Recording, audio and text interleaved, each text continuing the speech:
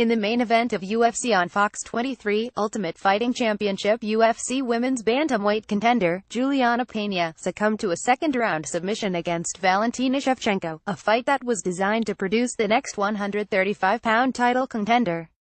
In addition, former division queen pin, Ronda Rousey, decided to walk away from mixed martial arts MMA, perhaps permanently, to pursue a potential career in professional wrestling as the new Mrs. Travis Browne.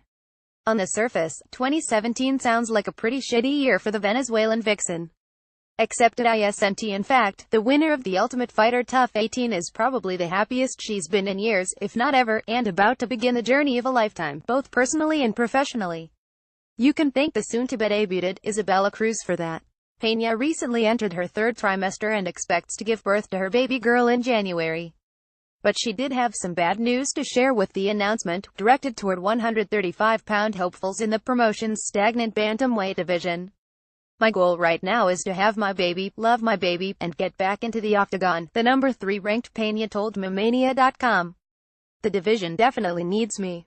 My main goal is to rematch Valentina in my first fight back. I messed up in my last fight. I was overzealous.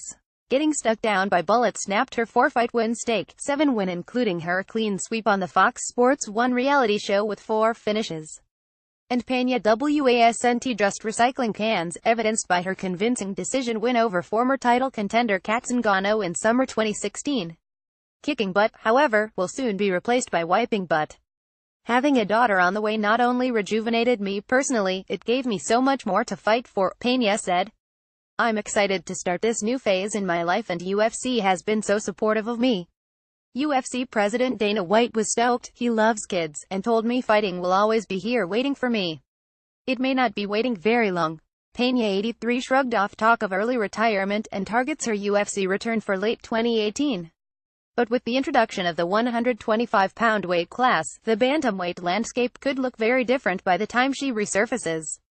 "I have goals at 135 and I don't want anyone there to think I'm ducking them," Pena said in regards to her off-tease drop to flyweight.